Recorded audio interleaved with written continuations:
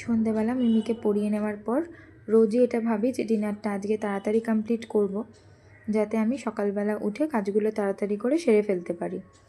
But সেই কোনো না কোনো কারণে লেট হয়েই যায়, আর সকালবেলা মিমিরও স্কুল যেতে দেরি হয় আর আমারও কাজে কর্মে খুব তাড়াহুড়ো লেগে যায়। তো আজকে করেছিলাম সব দিয়ে একটা সবজি। আমি চেষ্টা করি যে শাক জাতীয় কিছু আমি অন্তত উইকে একবার আর দুবার খাই, বাট এই কদিন কিছু একটা কারণ নিয়ে শাকটা আর খাওয়া হচ্ছে না। তো বাড়িতে অনেক রকমের সবজি ছিল, যেমন বেগুন, পটল, বরবটি, কুমড়ো অল্প ছিল, ঢ্যাঁড়স কয়েকটা ছিল।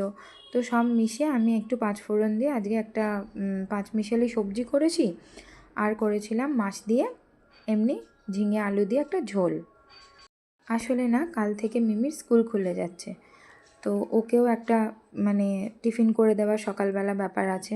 তো ওই জন্য সবজিগুলো কাট করে রাখছিলাম, আর আজকে তাই তাড়াতাড়ি রান্নাটাও করতে, যাতে আমার সুবিধা হয়।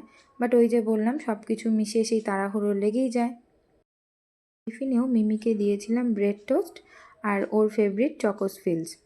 ভেবেছিলাম অন্য কিছু দেবো, বাট ও ময়দাটা এতটা পরিমাণেই খায়। তো আজকে বললাম যে আজকের দিনটা ফার্স্ট ডে, আজকে আর ময়দা দিয়ে স্টার্ট করতে হবে না। ব্রেকফাস্টে যেরকম তুমি ডিম টোস্ট খাও বাড়িতে, আজকেও সেরকমই নিয়ে যাও। আর সাথে তো চকোস ফিল্স ছিল। আর আমরাও আজকে ব্রেকফাস্টে করে নিয়েছিলাম কালকের রুটি। তো কালকের রুটিটা ডিম দিয়ে ভেজে একটু পরোটার মতো করে রোলের আকারে, এটাই আমরা দুজনে মিলে ব্রেকফাস্টও করেছিলাম।